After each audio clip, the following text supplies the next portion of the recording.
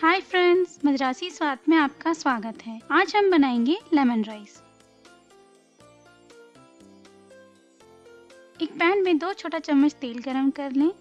उसमें डालें 1 बड़ा चम्मच मूंगफली और अच्छे से भून लें। इसे अलग रख लें।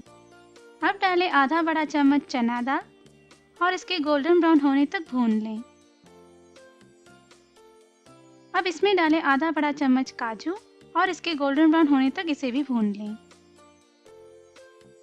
इसमें डालें 1/4 छोटा चम्मच सरसों के दाने, 3 सूखी लाल मिर्च और इन्हें 30 सेकंड के लिए भून लें।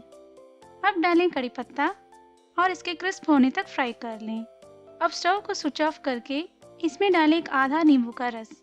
मैंने नींबू के रस के साथ आधा छोटा चम्मच हल्दी पाउडर और स्वाद अनुसार नमक डाल के मिक्स कर लिया है। अच्छे से मिला लें।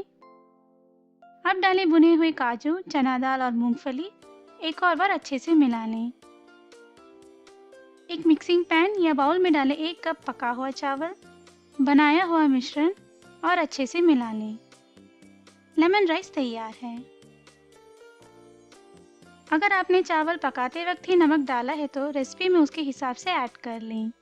अगर आप बड़े क्वांटिटी में बना रहे हैं तो चावल को थोड़ा थोड़ा ऐड करके बीच में मिक्स करते रहें। अगर आप लेमन राइस का पीला रंग कम करना चाहते हैं तो हल्दी पाउडर की मात्रा कम कर लें। आप इसमें और फ्लेवर के लिए हींग भी ऐड कर सकते हैं। गरम चावल ना ऐड करें क्योंकि मिक्स करते वक्त चावल के दाने एक दूसरे से चिपक जाएंगे। मिक्सचर में ऐड करने से पहले इसे अच्छे से ठंडा कर लें।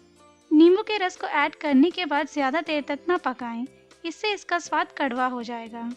चना दाल को 5 मिनट के लिए पानी में भिगो लें, इससे ये सॉफ्ट हो जाएंगे।